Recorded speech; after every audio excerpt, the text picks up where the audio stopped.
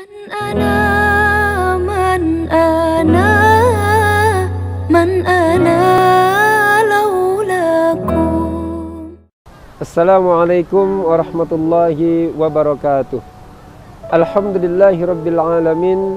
Allahumma salli ala Sayyidina Muhammad wa ala ali Sayyidina Muhammad, amma ba'd. Para pemirsa Mutiara Islami JEK TV dimanapun berada, insyaAllah kita dimuliakan oleh Allah Subhanahu wa ta'ala.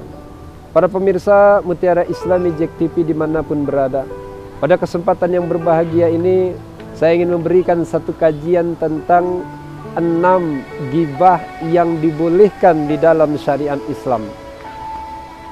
Perlu kita ketahui bahwa yang namanya ghibah itu tidak semuanya diharamkan oleh Allah Subhanahu wa ta'ala.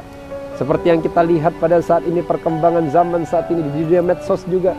Kalau ada orang yang menceritakan tentang kejelekan orang lain, lalu kita bilang, kalian ada pelaku ghibah, itu dosa. Tidak boleh menggibah, itu dosa. Segala ghibah kita hukumkan dosa.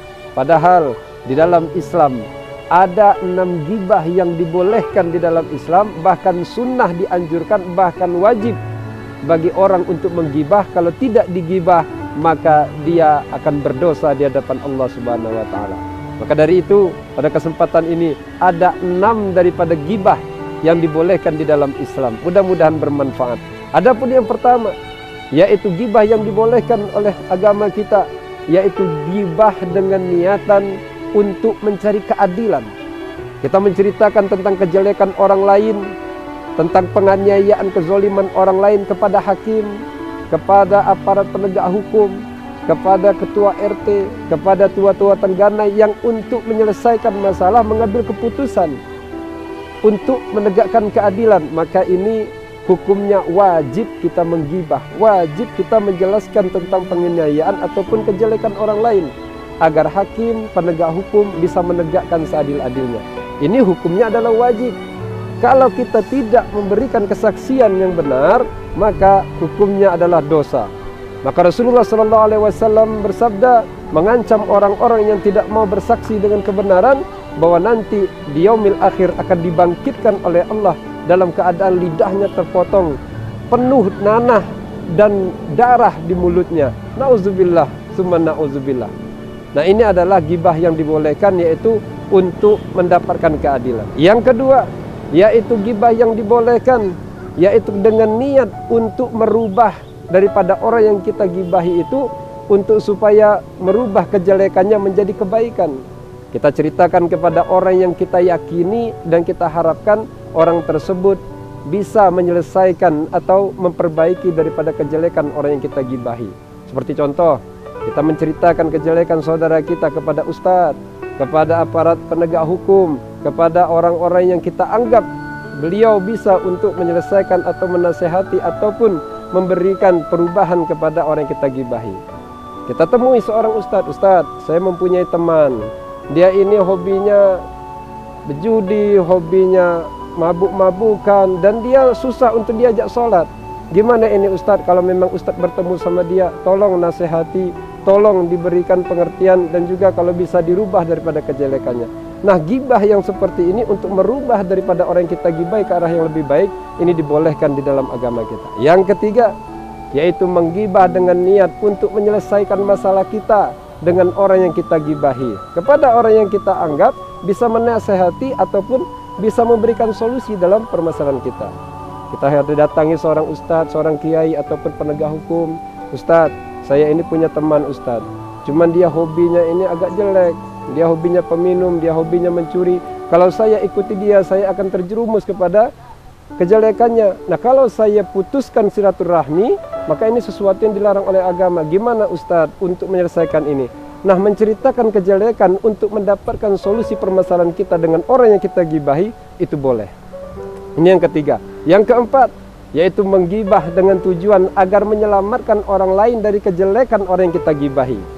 Misal contoh, kita mengenal ada seorang pencuri pindah ke lingkungan kita, kemudian kita takut orang-orang di sekitar kita ini mendapatkan daripada akibat kebiasaan mencurinya.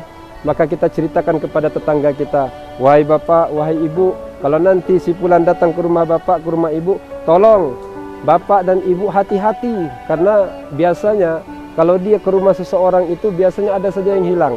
Nah, menceritakan daripada kejelekan orang dengan niat untuk menghindarkan orang tersebut atau orang lain dari kejahatan orang yang kita gibahi, itu dibolehkan. Nah, yang kelima yaitu menggibah dengan niat agar orang lain tidak terjerumus kepada kejelekan orang yang kita gibahi. Seperti contoh, ada kita teman yang kita tahu dia mengikuti aliran sesat, atau hobinya untuk dugem, hobinya untuk minum, hobinya untuk kemaksiatan. Maka kita ada punya teman yang mulai mendekati daripada teman kita yang jelek tadi, maka kita nasihati teman kita tadi, wahai saudaraku, janganlah engkau bergaul terlalu dekat sama dia, karena nanti aku takutkan ikut dalam aliran sesatnya, ikut kebiasaan kemaksiatan buruknya. Maka hal ini menceritakan kejelekan saudara kita yang tadi untuk menyelamatkan saudara kita ini agar tidak terjerumus ikut ke dalam kejelekannya, maka ini dibolehkan di dalam Islam. Ini adalah 5 daripada gibah yang dibolehkan. Yang keenam yaitu gibah yang dibolehkan, yaitu kita menceritakan kejelekan orang lain dengan niat untuk supaya orang lain mudah mengenal daripada saudara yang kita gibahi tadi.